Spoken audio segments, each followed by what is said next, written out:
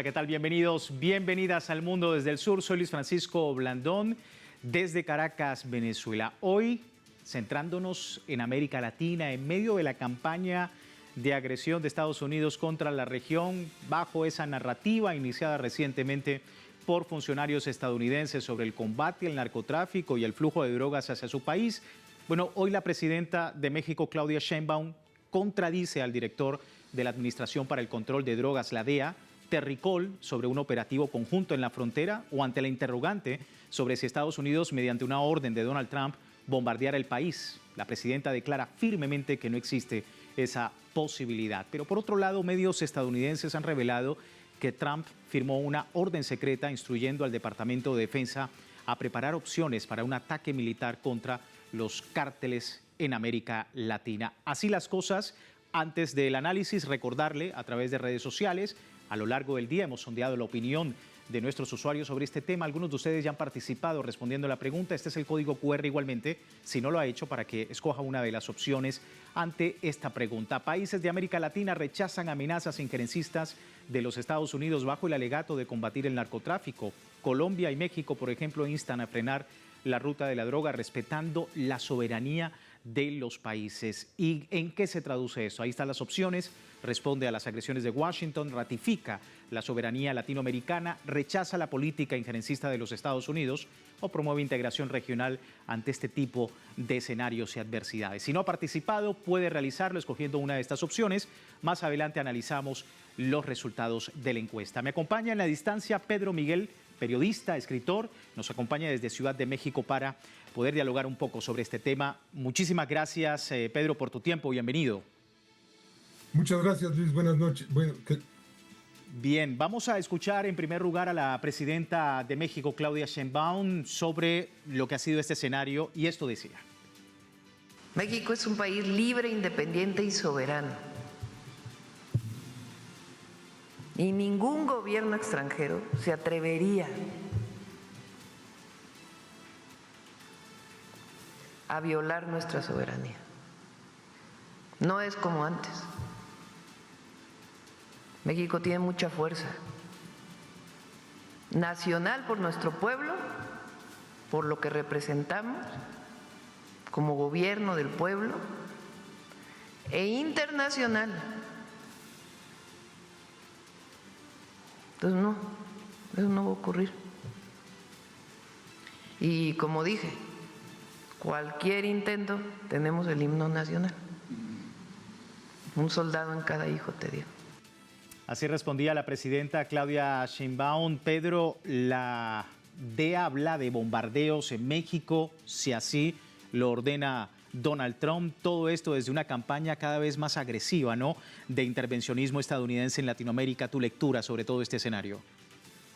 Sí, Luis, me parece que Donald Trump es un individuo muy angustiado, muy cercado por sus propios fracasos, porque está haciendo un desastre económico, está dilapidando el poderío de Estados Unidos en lo diplomático, en lo político, en lo comercial, y necesita huidas hacia adelante. Entonces, creo que está, como diría Humberto Eco, construyendo enemigos en donde no los hay.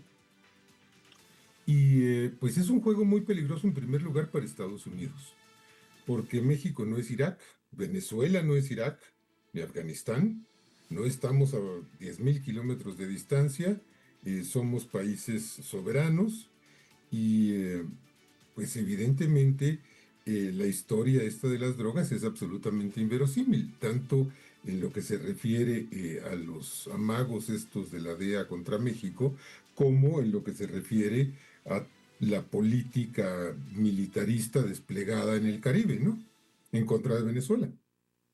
Sí, efectivamente, y recordemos que este tema del respeto a la soberanía no es nuevo. Este año en México hubo una importante reforma sobre el tema en la constitución política del país. Vamos a ver justamente sobre este escenario. Dentro de los cambios más resaltantes de esta reforma se encuentra justamente el rechazo a la intervención extranjera. El texto constitucional rechaza de manera expresa cualquier intervención o intromisión extranjera, incluyendo para labores de investigación y persecución, salvo que estas últimas, como lo dijo Claudia Sheinbaum recientemente cuenten con la autorización del gobierno mexicano. En cuanto al terrorismo, se introduce el delito de terrorismo al catálogo de delitos por los que se puede aplicar prisión preventiva oficiosa referente a la fabricación, distribución, enajenación y traslado de armas. Se introducen los delitos relacionados con estos flagelos y efectivamente da un contexto constitucional más amplio sobre este tema. Pedro, es muy grave que la DEA emita este tipo de declaraciones, si bien la actual administración Trump ha hecho pues en varias ocasiones pronunciamientos, afirma que hay acuerdos que han sido alcanzados y resulta que no es así, pues esto en particular mina aún más la credibilidad de los Estados Unidos en el ámbito regional. ¿Qué percepción tienes sobre eso? Correcto, el daño mayor es para Estados Unidos porque es un gobierno muy poco serio que permite que una oficina, una dependencia gubernamental emita un comunicado absolutamente fantasioso, falso. Ahora, Luis, hay un trasfondo en esto.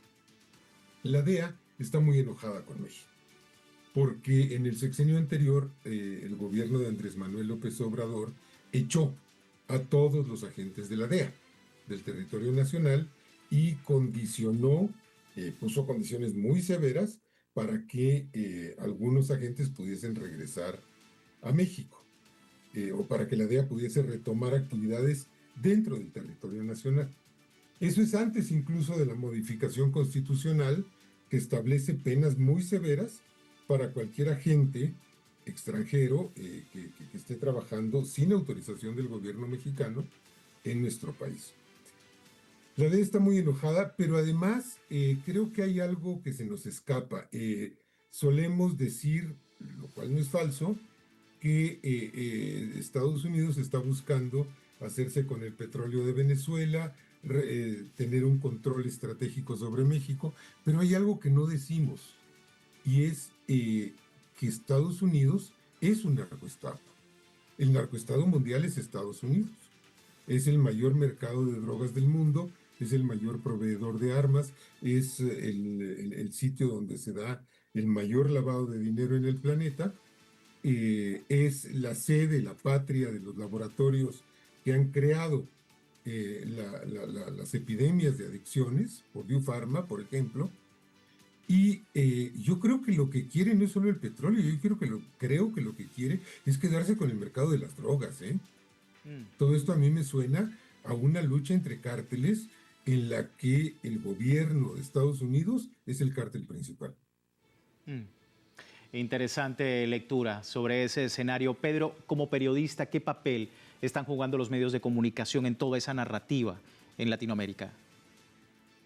El que ha jugado siempre son sirvientes del imperio, ¿no? Los que les llaman mainstream, los principales medios, obedecen a una orientación oligárquica, entreguista, desinformadora. Les encanta jugar con chismes, con rumores, con trascendidos, con insidias, con especies que no tienen ningún fundamento y por supuesto le dan una credibilidad total a sus colegas de Estados Unidos y de Europa Occidental. Sería terrible tener que desmentir todas y cada una de las falsedades que propalan estos medios. Son parte, tenemos claro, del aparato intervencionista, del aparato agresivo y violento de Estados Unidos. Pero bueno, aquí se ha tomado la decisión de que sea la propia sociedad la que se encargue de regular a esos medios por la vía del descrédito. Y están muy desacreditados. Por último, Pedro, mencionar el debate, ¿no? En Latinoamérica, ya lo decía el presidente Gustavo Petro, pues ha hecho mención en varias ocasiones de elevar este tipo de debates en América Latina en una cumbre que permita no solamente diferenciar lo que está ocurriendo en América Latina con esa narrativa de los Estados Unidos, sino también tomar acciones. ¿Cómo estás viendo ese debate? Yo creo que es absolutamente necesario, Luis. Creo que hoy más que nunca, más allá de ideologías, más allá de si se es de izquierda o de derecha, pues el hecho de ser latinoamericanos nos convoca a defender las soberanías nacionales porque no hay un solo país que no esté bajo ataque, ¿eh?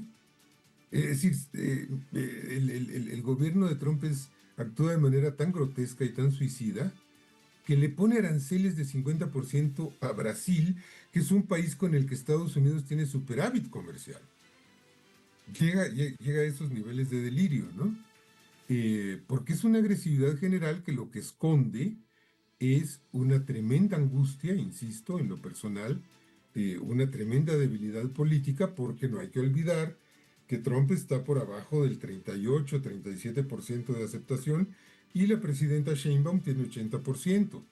No hay que olvidar que Estados Unidos está viviendo la recta final de su proyecto de nación, esa nación esclavista fundada en el siglo XVIII, que se está cayendo a pedazos, y México está estrenando un proyecto de nación nuevo. No hay que olvidar que a México está llegando la inversión extranjera y que los inversionistas se están deshaciendo de los bonos del Tesoro de Estados Unidos. En fin, la correlación de fuerzas ha cambiado y esto le debe producir mucha angustia a Trump. Esperemos que esa angustia sea controlada por los mandos militares, que estos tengan, por su propia formación y su disciplina, la sensatez necesaria como para frenar las tonteras de este individuo, ¿no? Sí, pero estamos ante pues, la violación de la soberanía regional, ¿cómo lo ves? Los intentos de violación. A ver, no se ha producido una invasión, no se ha producido, eh, lo que estamos viendo más bien es una ofensiva que no es solo en contra de Latinoamérica, es en contra de Europa, de Japón, de Corea del Sur, del mundo entero, ¿no? Eh, pero yo insisto en que esto tiene mucho de un discurso chauvinista, xenofóbico, eh, demagógico, eh, que está dañando a Estados Unidos. Ahorita una violación a la soberanía real no hay. No hay tropas en el territorio mexicano, no hay tropas estadounidenses en el territorio venezolano, ni en el territorio de ningún otro de nuestros países. Esperamos. Mientras sean amagos, Luis, mientras sean fanfarronadas, balandronadas, bueno, pues sabemos a qué atenernos, ¿no? No hay que olvidar que Trump es un individuo muy fanfarrón. Es un individuo que dice, mañana va a haber paz en Ucrania. Y ya lleva casi un año y claro que no hay paz en Ucrania, pues el mundo no está a su disposición, ¿no? Y además él preside un imperio que está viviendo, por lo que puede verse, sus últimos estertores, ¿no? Precisamente una conducta errática que hemos podido ver durante los últimos meses, que efectivamente ha hecho cambios importantes en la geopolítica internacional. Pedro, se entiende el análisis. Muchísimas gracias por tu tiempo con nosotros. Luis, un abrazo para ti y para quienes nos ven. Igualmente, Pedro Miguel, periodista y escritor desde México. El tema del día de hoy, América Latina, la respuesta que ha hecho la presidenta Claudia Sheinbaum, reafirmando la soberanía del país frente precisamente a lo que comentaba nuestro invitado, este intento de los Estados Unidos por hacer operaciones no autorizadas en territorio mexicano, en territorio latinoamericano. Vamos a despedir esta primera parte del programa y les recuerdo a la audiencia, tiene tiempo de participar en la encuesta que hemos publicado en redes sociales. Este es el código QR al final de nuestra emisión. Analizamos, por supuesto, los resultados. Vamos a una breve pausa y ya regresamos.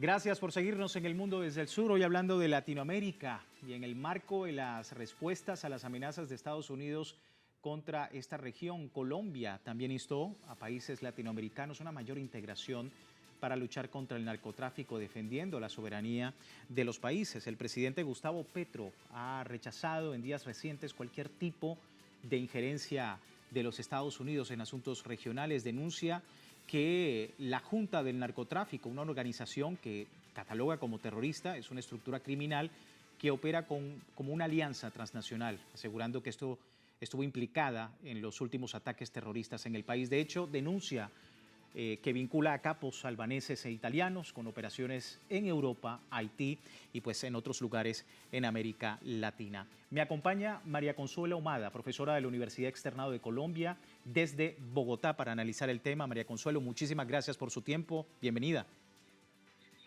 Un saludo, Luis, y un saludo para todos los televidentes. Bueno, vamos a escuchar al presidente de Colombia. Primero, Gustavo Petro denunció que la Junta del Narcotráfico opera intencionalmente como confederación de mafias en el país. Esto decía.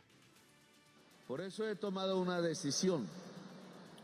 Nuestras investigaciones muestran que tanto el mal llamado Clan del Golfo como la Segunda Marquetalia, como las mal llamadas también disidencias de Iván Mordisco, son bandas armadas, muy bien armadas, organizadas jerárquicamente y cuyo mando real, según la inteligencia que hemos podido desarrollar, es la llamada Junta del Narcotráfico, que opera internacionalmente como una confederación de mafias. Hace mercadería en el mundo de una producción que se hace precisamente por la carencia de justicia social en el campesinado, en territorio colombiano, y para eso estas bandas están funcionando para cuidarle la mercancía a la Junta del Narcotráfico, que tiene un capítulo en Colombia. Así se expresaba el presidente Gustavo Petro. María Consuelo, día difícil en Colombia el día de ayer, derivado precisamente de la acción armada del narcotráfico. El presidente ha pedido a la comunidad internacional declarar como organizaciones terroristas a la Junta del Narcotráfico, las disidencias de Iván Mordisco, la Segunda Marquetalia y el Clan del Golfo, luego del atentado en Cali. ¿Qué pertinencia tiene este llamado en un contexto regional muy marcado por el tema en los últimos días? Mira, ayer hizo el llamado, esta mañana lo escuché también, a que los declararan grupos terroristas, pero Gustavo Petro viene hablando del tema ya desde hace unos meses, señalando cómo a partir de la llamada Junta del Narcotráfico, cuyo eje es Dubái, se vienen maquinando no solamente la coordinación de estos grupos narcotraficantes, sino también el tema del intento de asesinarlo. Él ha tenido ya varios indicios de que lo quieren asesinar. Y señalemos esto, bueno, Dubái es el centro o uno de los centros más importantes del lavado de dinero. El lavado de dinero es crucial para Estados Unidos, lo que más le interesa del tema del narcotráfico para Estados Unidos y para todo el sector financiero. Entonces, bueno, este es un término que acuñaron ya hace ratico, hace como desde el 2010, las agencias antidrogas internacionales, para referirse a, digamos, los nuevos carteles después de la caída o la desaparición de los 90, que aquí se transformaron en estas bandas criminales. Entonces, ¿y cómo se caracterizan? Como narcos de distintas nacionalidades que, que planean en grande, no solamente el narcotráfico, sino los grandes negocios, ¿no? La trata, la venta de armas y todos estos grandes negocios que organizan el crimen global. El grupo International Crisis Group dice que esto es un fenómeno pues, relativamente reciente. Ellos hablan de 5 años o menos y dicen que hay todo un mundo de crimen organizado de cuello blanco, muchos financieros, inversionistas, personas que tienen mucha influencia y que tienen a su disposición la posibilidad de organizar cargamentos, aunque no necesariamente estén articulados. Es decir, ahí lo que dice Gustavo Petro también es que es como una confederación de grupos y demás que bien puede funcionar dentro de este esquema, ¿no? Y me llama la atención otra cosa. La oligarquía de estos países, pues estoy hablando en este momento de la colombiana, se prestan para todo esto. Dicen que cuando Petro habla de esto, dicen que está loco. Y van los sectores más radicales de la oligarquía en contra del gobierno. Han ido ya varias veces a Estados Unidos, en una ocasión ya hace menos de un mes, hace como un mes, a pedirle que interviniera a Marco Rubio, Aquí estuvieron unos congresistas de Estados Unidos hace poco, estuvo el secretario de Estado, a raíz de la muerte de Miguel Uribe Turbay. Es decir, todo está conectado en ese sentido, y la actitud de estas clases, porque el compañero mexicano... Sí, sí, te escuchamos. El compañero mexicano decía con mucho, me presté mucha atención, que el tema de la soberanía debía ser un tema más allá de derecha e izquierda, es cierto, pero estas élites, hablo de la de Brasil, hablo de la de Colombia, no respaldan a su país, es decir, son capaces de ir a pedir que venga una invasión, como lo hace la extrema derecha venezolana, ¿no? Sí, claro. Están pidiendo que haya invasión con el pretexto de combatir el narcotráfico, que es el tema clave en este momento, ¿no? Sí, totalmente. Y quería preguntarte, María Consuelo, porque es una visión muy precisa la que está haciendo Gustavo Petro, una visión muy concreta del flagelo del narcotráfico. El presidente realiza, pues digamos que tanto en Colombia como en otros lugares del continente, pues este flagelo está operando de una manera muy precisa. Propone incluso una conferencia de seguridad para proteger la Amazonía del narcotráfico. Bueno, todo un escenario alejado de esa retórica injerencista de Estados Unidos contra la región, que ya justamente me estabas comentando, esa retórica que ha venido, por supuesto, agrediendo a varios países y la soberanía de la región. ¿Cómo estás viendo ese debate y la posibilidad de que se realice una mayor cohesión, una mayor unidad sobre ese llamado del presidente Gustavo Petro? Pues creo que es la esperanza de América Latina en este momento, a partir de la CELAC, pero también de los intereses de los países. Petro dijo hoy que tiene que ser lo más pronto posible porque ya están en el Caribe, ¿no? Es decir, en cualquier momento podría venir esta invasión o este golpe, ¿no?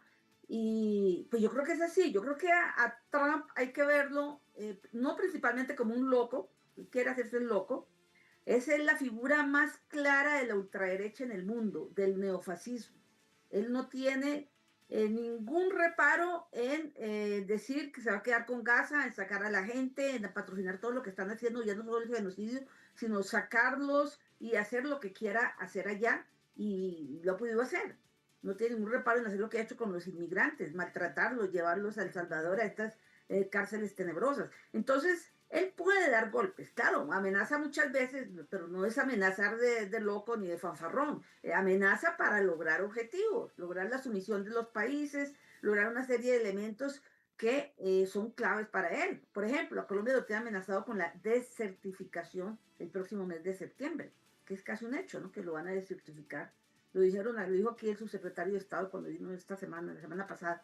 Entonces, es un tema de que él sabe cómo apretar, y en eso los pueblos tienen que pararse firmes, los sectores democráticos, incluso los sectores que miran la soberanía nacional como digamos, como un principio inviolable, como una línea roja, no estos sectores de la ultraderecha que están dispuestos a venderse, ¿sí? Para que venga Estados Unidos a invadir, que es lo que están pidiendo prácticamente la oligarquía colombiana, ese sector radical de la oligarquía colombiana y de otros países, ¿no? Entonces sí, tiene que ser una cuestión rápida, lo más rápido posible, fijar una posición. Es difícil para los países, pero tienen que hacerlo, porque hay múltiples restricciones, múltiples amenazas por todos lados, ¿sí? Y bueno, eso fue lo que nos tocó. Es decir, Trump es la visión más extrema de ese imperialismo, que además está en crisis muy grave, quiere mantener un mundo unipolar que ya no existe, ¿sí? Entonces, su actitud, todos sus ataques y todo lo que intenta hacer tiene que ver con eso, ¿no? Tiene que ver con preservar un orden que ya no existe. Se entiende el análisis. María Consuelo, muchísimas gracias por tu tiempo. Gracias a ustedes. María Consuelo Ahumada, profesora de la Universidad Externado de Colombia, bueno, su visión sobre lo que sucede en Colombia y, por supuesto, estas declaraciones del presidente Gustavo Petro ante la comunidad internacional y el flagelo del narcotráfico en la región. Antes de terminar con nuestro programa, revisemos los resultados de la encuesta.